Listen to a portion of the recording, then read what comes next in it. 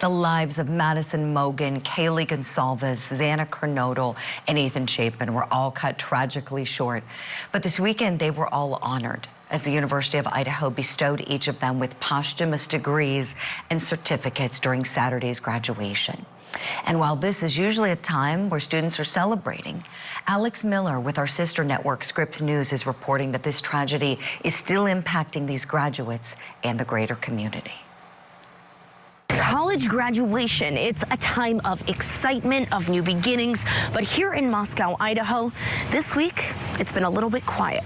I haven't seen as much excitement for this graduation, like compared to the previous years. Paige Erbely graduated from the University of Idaho and has stuck around Moscow for work. She says there's a cloud over this year's celebration, falling exactly 6 months to the day since 4 University of Idaho students were brutally murdered. 2 of the victims, Maddie Mogen and Kaylee Gonsalves, were seniors and should be walking with their classmates. Visiting campus, you almost wouldn't know graduation was happening this weekend. It's just a really, really touchy subject that the town is very, very sensitive to right now. The house, still boarded up, patrolled by security 24/7 for months, is a stark reminder not only of the tragedy, but of the month-and-a-half-long manhunt that left so many here shaken. The murders in November were really sent a shock to the whole system. Since then, both Erbely and architecture professor Phil Mead say the town changed. We just paid more attention.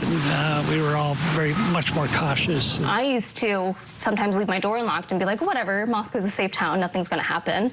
And of course, I don't have the luxury of thinking like that anymore. Mead says he's been encouraged by the extra security that is still in place, but says the fact that the man accused of the crime is in jail just a few blocks away keeps the chill here. And the courthouse is right up there, so just thinking, every once in a while I have to drive by it. Scripps News spoke with a dozen students, and their concern is the continued microscope on their tiny town in the middle of rolling hills. Many of them still shaken by what happened. I think it was a traumatic experience. We were all there for each other, but I also think that there is a sense of the outside world having a spotlight on the small town that you love created more.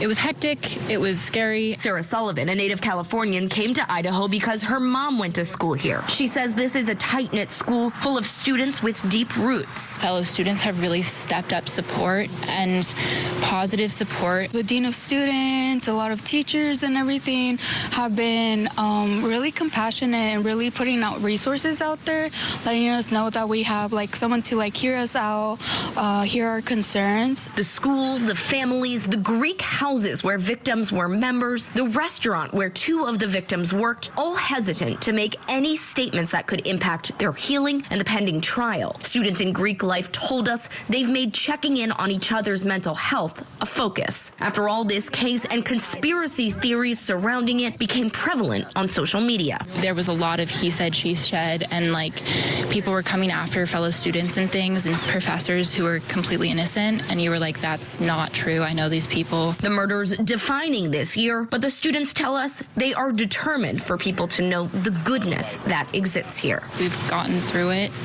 I think we've come out stronger as a community as a whole. There's definitely a level of anxiety here, knowing that this tiny college town will once again be in the spotlight soon. Kohberger has not entered a plea for either his burglary or 4 murder charges. He is due back in court on June 26th. For Court TV, I'm Alex Miller.